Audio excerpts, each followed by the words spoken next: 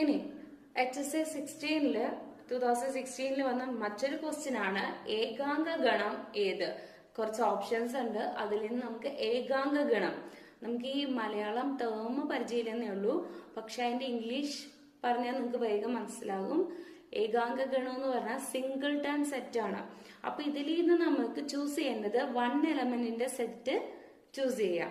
ഇപ്പൊ നമുക്ക് തന്നിരിക്കുന്ന ABC 3 ഓപ്ഷന് ബിൽഡർ ഫോം ആണ് കിടക്കുന്നത്. നമുക്കറിയാം സെറ്റ് റെപ്രസെന്റേഷൻ എങ്ങനെയൊക്കെ ഉണ്ട്, റോസ്റ്റർ ഫോമും ഉണ്ട്, ബിൽഡർ ഫോമും ഉണ്ട്. ഇപ്പൊ ഇത് ബിൽഡർ ഫോമിൽ കിടക്കുവാണ്. ഫസ്റ്റ് വൺ നോക്കിയാൽ x such that mod x is equal to 10 where x belongs to z എന്ന് പറഞ്ഞാൽ എന്താ, ഇന്റിജർ സെറ്റ് ആണ്. അപ്പൊ അതായത് ഇന്റിജർ സെറ്റില് നമുക്ക് mod x is equal to 10 കിട്ടാൻ പറ്റുന്ന പോസിബിൾ എക്സ് ഏതൊക്കെയാണ്.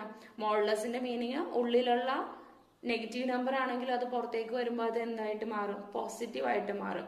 അപ്പൊ ഇവിടെ ഇന്റീജർ സെറ്റിൽ നമുക്ക് എക്സിന്റെ വാല്യൂ രണ്ടെണ്ണം ഉണ്ട്. ഏതൊക്കെയാ, -10 ഉണ്ട്, 10 ഉണ്ട്. മോഡുലസ് -10ന്റെ വാല്യൂ നമുക്ക് എന്താണ്, 10 എന്നാണ്. അതേപോലെ മോഡ് 10ന്റെ വാല്യൂ എന്ത് തന്നെയാണ്, 10 തന്നെയാണ്. അപ്പൊ ഫസ്റ്റ് ഓപ്ഷന്റെ ആൻസർ ആയിട്ട് നമുക്ക് 2 വാല്യൂസ് ആണ് കിട്ടുന്നത്, -10ഉം 10ഉം. ഇനി സെക്കൻഡ് ഓപ്ഷനിൽ mod x is equal to 20 where x belongs to natural number. Natural നമ്പറിന്റെ കേസിൽ പോസിറ്റീവ് നമ്പേഴ്സും മാത്രമേ ഉള്ളൂ, അവിടെ നെഗറ്റീവ് 20ക്കൊന്നും ഒരു സ്ഥാനവും ഇല്ല. സോ നമുക്ക് പെട്ടെന്ന് തന്നെ ആൻസർ കിട്ടും, 20 ആണ് അതിന്റെ ആൻസർ. ഇപ്പൊ തന്നെ നമുക്ക് ഓൾറെഡി ആൻസർ കിട്ടി, singleton set option B ആണ്. എന്നാൽ ഇതും കൂടി നോക്കിയേക്കാം.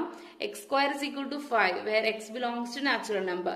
x² is equal to 5 എന്ന് പറയുമ്പോൾ എക്സിന്റെ വാല്യൂ എന്താണ്, പ്ലസ് ഓർ മൈനസ് √5 എന്നാണ് നമ്മൾ പഠിച്ചിരിക്കുന്നത്. ഈ √5 എന്ന് പറയുന്നത് നമുക്ക് നാച്ചുറൽ നമ്പറിൽ ഇല്ല അല്ലെ, അത് real നമ്പറിലുള്ളതാണ്.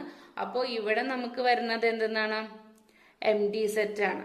So single ton set ഏതാണെന്ന് ചോദിച്ചു കഴിഞ്ഞാൽ ഓപ്ഷൻ ബി ആണ്.